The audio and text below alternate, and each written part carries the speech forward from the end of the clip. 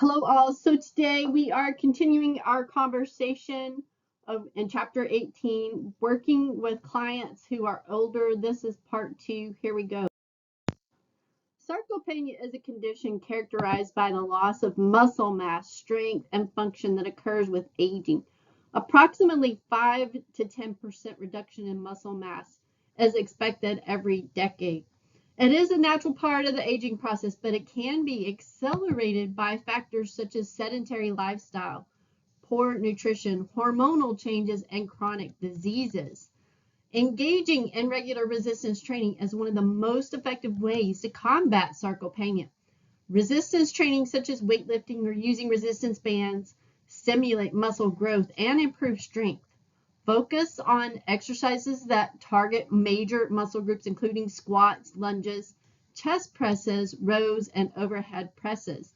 Gradually increase the intensity and challenge of the exercise over time to promote muscle adaptation. Resistance training offers numerous health benefits for older clients, including increased muscle mass. Here's some key health benefits of resistance training for older adults. Resistance training stimulates muscle growth and improves muscle strength. As older adults naturally experience muscle loss or sarcopenia with aging, resistance training can help slow down this process and promote the development of lean muscle mass. On average, resistance exercise enables older adults to increase muscle mass by about 1 pound per month over the first few months of resistance training, which effectively reduces or reverses the muscle loss or sarcopenia associated with inactivity. There's also an improvement with muscle mass and strength that lead to enhanced physical function, making daily tasks and activities easier to perform. This includes activities such as walking, climbing stairs, carrying groceries, or maintaining balance and stability. Resistance training stimulates bone growth and can help increase bone density, reducing the risk of osteoporosis and fractures. Stronger bones provide a foundation for better overall mobility and reduce the risk of falls. Relatively heavy loads of approximately 80% 1RM provide effective stimuli for both muscular development and bone development.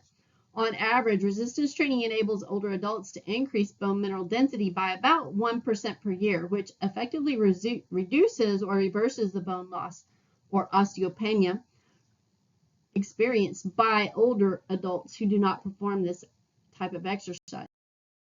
Resistance exercise helps increase muscle mass, which in turn can improve metabolic rate. Resistance training can boost metabolism by increasing muscle mass. Lean muscle requires more energy at rest, meaning that as you build muscle through resistance training, your body burns more calories even when you're not exercising. This can help with weight management and maintaining a healthy body composition. On average, older adults who perform regular resistance exercise elevate their resting energy expenditure by 7%, equivalent to approximately 100 additional calories used every day at rest, or 700 calories per week. This can be particularly beneficial for older individuals who may experience age-related decreases in metabolic rate. A higher metabolic rate can help maintain a healthy weight and support overall metabolic health. Resistance exercise uses calories during training sessions because of the relatively high muscular effort, and between training sessions because of the associated elevations in resting energy expenditure for recovery and repair. Resistance exercise has been shown to enhance insulin sensitivity in older individuals. This means that the body becomes more efficient at utilizing glucose, which can help manage blood sugar levels and reduce the risk of developing type 2 diabetes. Resistance exercise can also have positive effects on cardiovascular health, such as reducing blood pressure, improving lipid profile, and enhancing overall cardiovascular function. These benefits contribute to a reduced risk of cardiovascular diseases in older individuals. Resistance training has been shown to improve 4 key factors associated with cardiovascular disease risk: reducing body fat and intra-abdominal fat, lowering resting blood pressures, and improving lipid profiles with an increase in HDL, or the good cholesterol, and lowering the LDL, the bad cholesterol, and improved vascular condition as well. Resistance training has been associated with a reduced risk of certain cancers and can also help mitigate the side effects of cancer treatments. And here are some ways in which resistance training can be beneficial. Regular resistance training can be linked to a decreased risk of certain cancers, including breast, colorectal, and lung cancers. The exact mechanisms behind this reduction in risk is not necessarily fully understood, but it may be related to improvements in insulin sensitivity, hormone regulation, immune function, and overall metabolic health. Resistance training can help cancer patients better tolerate the side effects of treatment, such as chemotherapy and radiation therapy, can help combat fatigue, improve muscle strength, and enhance overall functional capacity, allowing patients to maintain a higher quality of life during treatment. Cancer treatment, such as chemotherapy, can lead to muscle wasting and loss of strength. Resistance training helps counteract muscle loss and promotes preservation of muscle mass during cancer treatment. Maintaining muscle mass is crucial for functional independence and overall well-being. Some cancer treatments, particularly hormone therapy, can negatively affect bone density and increase the risk of osteoporosis. Resistance training can help improve bone density, strengthening the skeletal system and reducing the risk of bone-related complications. Engaging in resistance training can have positive effects on the mental well-being for cancer patients as well. It can reduce symptoms of anxiety and depression, enhance self-esteem, and improve overall mood and cognitive function. It's important to note that cancer patients should consult with their healthcare team before starting an exercise program, including resistance training. Depending on the individual condition, treatment plan, and overall health status, modifications and precautions may be necessary. Overall, resistance training can be a valuable component of a comprehensive approach to cancer prevention and treatment support. It is important to integrate resistance training into a well-rounded exercise program that includes aerobic exercise, flexibility training, and other activities tailored to the individual's needs and preferences. Resistance training in older people can actually help reduce musculoskeletal discomfort and improve overall musculoskeletal health.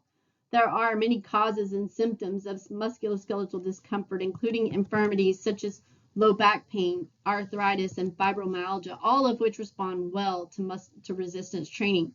Resistance training helps strengthen the muscles, tendons, and ligaments, providing better support and stability to the joints. This can alleviate stress on the joints and reduce discomfort caused by musculoskeletal conditions like osteoarthritis. Resistance training enhances the neuromuscular coordination and balance of older individuals. This can improve their joint stability, reducing the risk of falls and related injuries that can lead to musculoskeletal discomfort. Resistance training also has a positive impact on bone density and strength. By increasing bone mineral density, it helps to prevent or manage conditions like osteoporosis and reducing the risk of fractures and associated discomfort. Regular resistance training can improve pain management and resilience in older individuals by strengthening the muscles and improving overall musculoskeletal health. Individuals may experience reduced pain and discomfort in daily activities.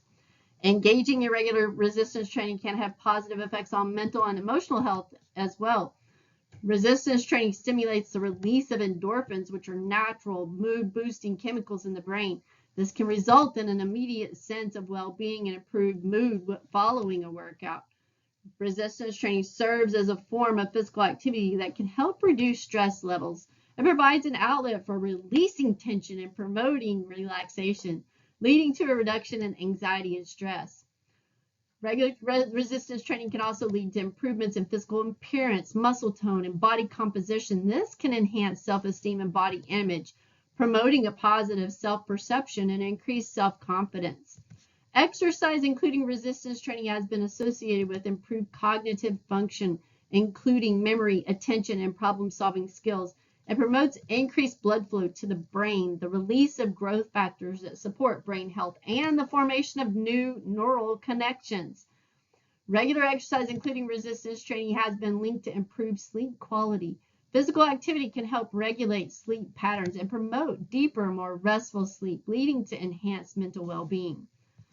Engaging in resistance training can contribute to an overall sense of well-being, the sense of accomplishment, self-discipline, and the structure provided by a regular exercise routine can positively impact mental and emotional health.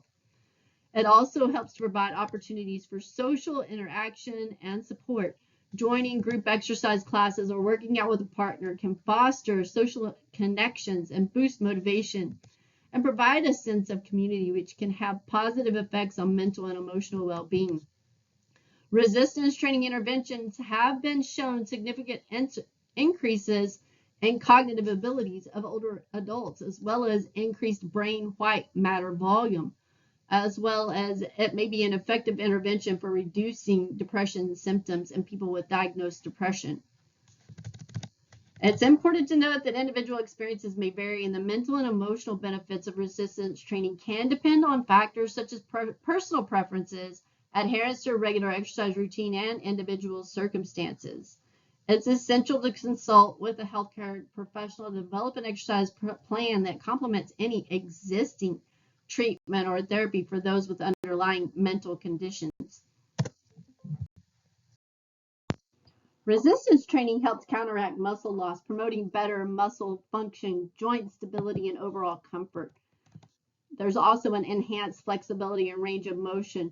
Resistance exercises that involve a full range of motion can improve joint flexibility and mobility. This can help relieve stiffness and discomfort associated with musculoskeletal conditions or age-related limitations. Resistance training has been shown to improve mitochondrial function in older individuals. The mitochondria are the cellular powerhouses responsible for generating energy in the form of adenosine triphosphate, or ATP. So resistance training can stimulate the growth and proliferation of mitochondria within muscle cells. This increase in mitochondrial density allows for greater ATP production and improved energy availability for muscle contraction. Resistance training also promotes adaptations in the muscle fibers, leading to improved oxidative capacity. This means that the muscles become better equipped to utilize oxygen to produce ATP, resulting in more efficient energy production. Resistance training triggers the upregulation of genes involved in mitochondrial biogenesis, which is the process of creating new mitochondria. This can lead to an increase in the number and size of mitochondria within muscle cells, furthering enhancing energy production. Aging is associated with genetic changes that cause varying degrees of mitochondrial impairment with respect to energy production and muscle performance. So there are beneficial modifications in mitochondrial gene expression that really are beneficial for older adults to perform resistance exercise. When selecting exercises for resistance training with older clients, it's important to consider their individual abilities, goals, and any specific health considerations. Here's some guidelines to help you select appropriate exercises. You really want to prioritize exercises that engage multiple muscle groups and joints simultaneously. These compound exercises are more functional and mimic everyday movements, making them highly effective for improving overall strength and coordination. Examples include squats, lunges, chest presses, rows, and overhead presses. Incorporate exercises that challenge balance and stability, as these are crucial for preventing falls and maintaining independence.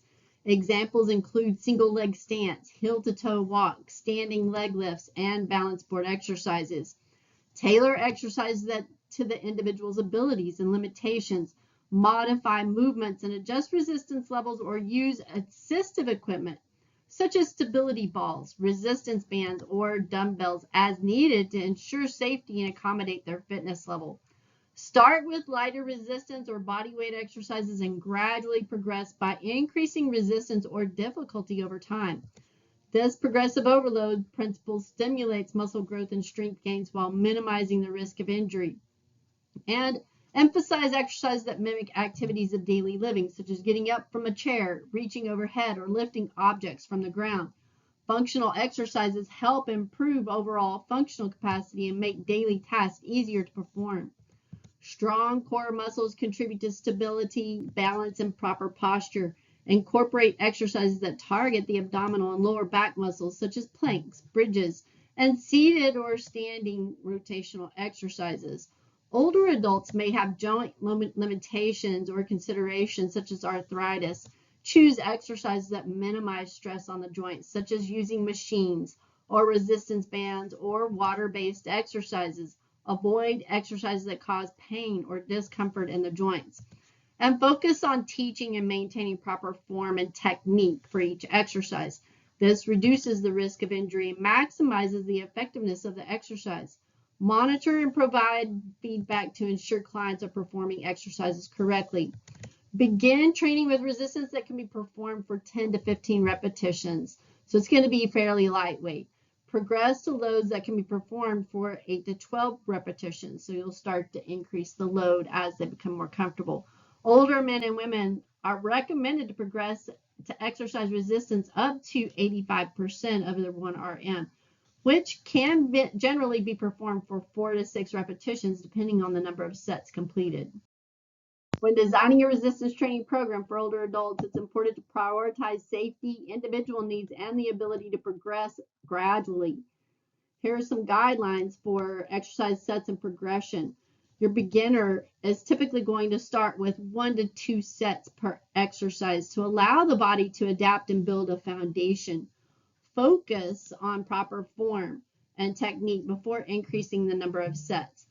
As they become a little more proficient with their resistance training, you can gradually increase the number of sets to 2 to 4 per exercise as strength and endurance improve. This will provide a greater stimulus for muscle development and overall fitness. And just remember with your repetition range, so for muscle growth, you're going to use a moderate rep range of around 8 to 12 reps per set to promote muscle growth and development. That range provides a balance between weight and muscle tension. And consider high rep ranges of around 12 to 15 reps per set to improve muscular endurance. That will help older adults maintain strength and perform daily activities more easily. And progression. Increase the resistance or weight used for an exercise as strength improves. Start with a weight that allows for proper form and technique, and gradually increase the resistance over time. The most effective stimulus for increasing muscle mass and strength is a systematic increase in the exercise resistance. Once your client can perform the desired number of reps with proper form, aim to increase the number of repetitions for that exercise. For example, if they're performing 8 reps, progress to 10 reps before increasing the weight. To continue progressing, you can increase the intensity by using more challenging exercise variations or equipment. This can include using resistance bands, stability balls, or incorporating unilateral exercises. And make sure to rest 2 to 3 minutes between successive training sets to facilitate tissue recovery and energy replenishment in the exercise muscles. When it comes to resistance training, exercise range and speed for older adults, it's important to consider individual abilities, safety, and goals again. Here are some guidelines. Again, you want to use full range of motion. Encourage older adults to perform resistance training through their full range of motion as long as it's comfortable and safe for their joints. This helps maintaining flexibility, joint mobility, and functional movement. And while full range of motion is beneficial, older adults should avoid extreme ranges of motion that may put excessive stress on joints or cause discomfort. Find a range of motion that allows for proper form and technique without causing pain or instability. Some individuals may have limitations or joint issues that require modifications to their exercise range of motion. It's important to work within their capabilities and make necessary adjustments to ensure safety and comfort. And with exercise speed, you always want to use a controlled and smooth movement. Older adults should focus on performing resistance exercise with control and smooth movements. Avoid using momentum or jerking motions, as this can increase the risk of injury. Avoid rapid or excessive speed. Older adults generally benefit from a slower and more controlled exercise tempo. Rapid or excessive speed can compromise form and increase the risk of joint stress or muscle strain. Emphasize the eccentric, the lowering phase of the exercise, which involves controlled resistance against gravity. This helps improve muscle strength and control, and particularly important for older adults. They may also benefit from incorporating slow concentric or eccentric training, which involves deliberately slowing down the lowering phase of the exercise. That can enhance muscle strength, control, and overall stability. Remember, individual abilities and health conditions may vary, incorporating proper form, control, and volume over time, while always prioritizing safety and individual capability. Older adults must be careful to avoid breath holding, known as the Valsalva maneuver, because doing so can increase internal chest pressure to levels that impede blood flow, elevate blood pressure, and even cause lightheadedness or blackouts. You always want to instruct older adults to exhale during the exertion phase of the exercise when they are pushing or lifting the weight.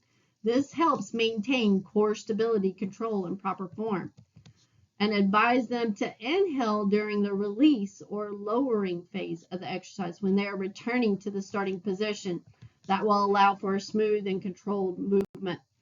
Older adults should avoid holding their breath while performing resistance exercises. Breath holding can increase intra-abdominal pressure and may lead to dizziness, lightheadedness, or a temporary spike in blood pressure.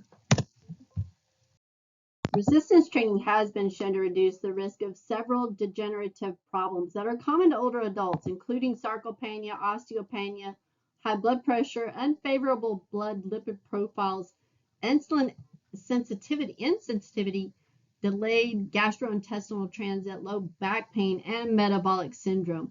Building muscle strength and improving physical function through resistance training can enhance overall quality of life. It allows older adults to maintain independence, engage in social activities, and enjoy a higher level of vitality and well-being. Engaging in regular aerobic exercise provides numerous health benefits for older individuals. Here are some of the key advantages. Cardiovascular health. Aerobic activities such as brisk walking, swimming, or cycling strengthens the heart and improves cardiovascular fitness.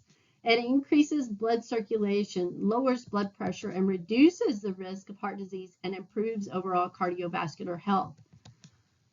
The heart, you will see an increased stroke volume and a decreased resting heart rate.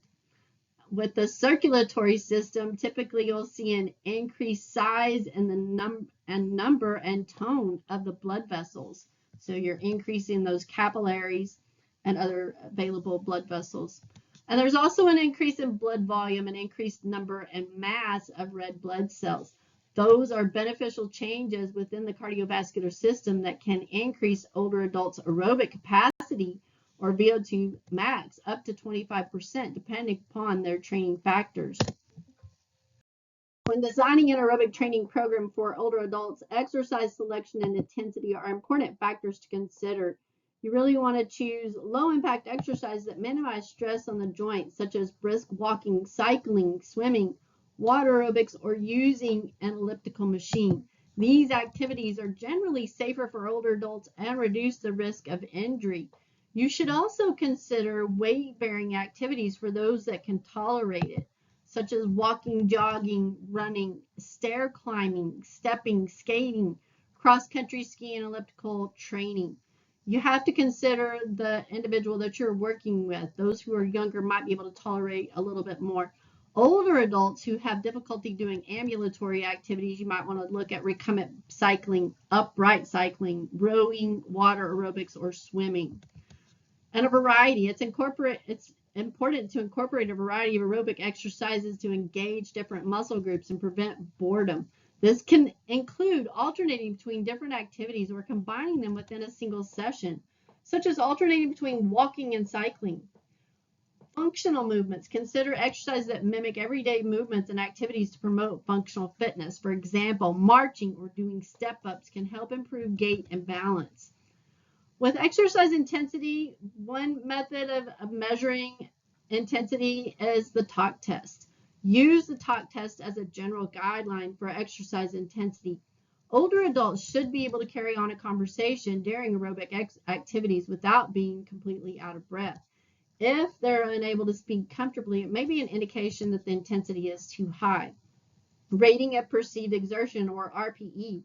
Encourage older adults to use the RPE scale to monitor their exercise intensity.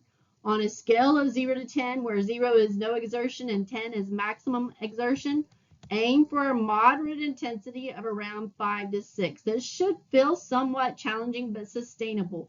Or, for those who are maybe younger and can tolerate it, a 7 to 8 for vigorous activity. Heart rate. Older adults can also monitor their heart rate to gauge exercise intensity. The target heart rate range is typically around 65 to 75% of their maximum heart rate, unless they're taking medications that are going to blunt their heart rate. And then you would want to go and use the RPE scale. However, individual variations in health conditions should be taken into account, and make sure that you consult with their healthcare provider for recommended personalized heart rate regulations. Perceived effort. So older adults should focus on maintaining a comfortable level of effort throughout their aerobic training. It's important to avoid pushing too hard or overexerting, as this can increase the risk of injury or excessive fatigue. And start with lower intensity and gradually progress as fitness improves, increasing either the duration or intensity of the exercise sessions, but avoid making sudden drastic changes that may be too challenging for older adults. When it comes to aerobic training guidelines for older adults, exercise duration and intensity play crucial roles in ensuring safety and effectiveness. It's always better to start slow and gradually increase. Begin with shorter exercise durations and gradually increase the duration over time. This allows the body to adapt to the demands of aerobic exercise and minimizes the risk of excessive fatigue or injury.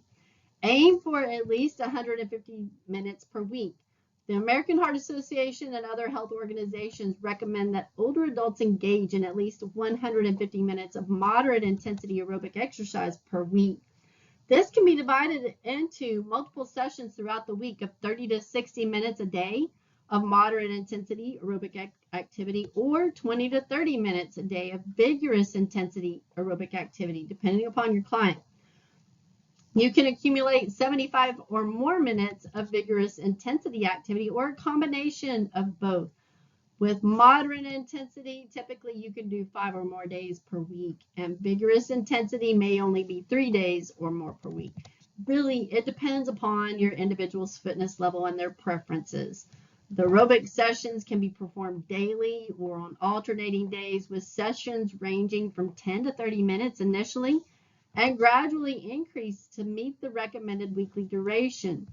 It's important to note that activity doesn't have to be completed in a single session. Older adults can accumulate their exercise duration through shorter bouts of activity, such as 3 10-minute sessions throughout the day. They should aim for regular aerobic exercise throughout the week to reap the benefits of cardiovascular health, endurance, and overall fitness. Regularity is key for maintaining and improving fitness levels. And older adults can benefit from spreading their aerobic exercise sessions across the week. For example, aiming for 30 minutes of exercise on most days of the week, 5 days, can be a practical approach. Frequency of aerobic exercise sessions can vary based on individual preferences and schedules. Older adults can choose to exercise daily or alternating days, or according to their own preferences, as long as they meet the recommended weekly duration. And really important to build gradually. Start gradually and progressively increase their frequency. If they're not accustomed to regular exercise, it may be helpful to begin with 3 sessions per week and gradually add more as fitness and comfort levels improve. In addition to structured aerobic exercise sessions, encourage older adults to incorporate physical activity into their daily routines. This can include activities like walking, gardening, dancing, or taking the stairs instead of the elevator. These activities contribute to overall physical fitness and help maintain an active lifestyle. Remember, individual abilities, their health conditions, and fitness levels should be considered when determining the frequency of aerobic exercise for adults. It's advisable to consult with a healthcare professional to help develop their personalized exercise plan that aligns with their specific needs and goals. Fall prevention is a crucial aspect of promoting safety and well-being for older adults. Here are some recommendations for fall prevention. Engage in regular exercise programs that focus on improving balance, strength, and flexibility. Exercises such as Tai Chi, yoga, and resistance training can help improve stability, muscle strength, and coordination, reducing the risks of falls. Make necessary modifications in the home to minimize fall hazards. This includes removing clutter, securing loose rugs, improving lighting, installing grab bars in bathrooms, and ensuring that pathways are clear and free of obstacles. Review medications with a healthcare professional to identify any that might cause dizziness, drowsiness, or balance issues, and ensure proper management of medications to minimize side effects that could increase the risk of falls. Should also schedule regular eye exams to ensure optimal vision. Poor vision can contribute to falls, so it's essential to address any vision issues and wear appropriate corrective lenses if needed. Wearing proper fitted supportive shoes with non-slip soles and avoiding high heels or loose fitting shoes or footwear with worn out soles, as they can increase the risk of falls. Making sure that they're using assistive devices such as canes or walkers if necessary, and ensuring these devices are properly fitted and in good condition, and following recommendations from their healthcare professionals on the appropriate use and maintenance of those devices. Undergoing a fall risk assessment conducted by a healthcare professional. This assessment can help identify individual risk factors and guide the development of personalized fall prevention strategies. Being mindful of environmental factors when outside the home, such as uneven surfaces, wet or slippery areas, or poor lighting. Taking appropriate precautions and adapting movements accordingly to reduce the risk of falls, and engaging in regular physical activity, social interactions, and cognitive stimulation to maintain overall health and well-being. Staying active and engaged helps improve physical function, balance, and mental clarity, and making sure that they are staying properly hydrated to prevent dizziness or dehydration related symptoms that can increase the risk of falls. That is all that I have for you today. I look forward to talking with you again. We'll be going over it's part 3 of chapter 18, where we're talking about clients who are pregnant. Talk with you soon.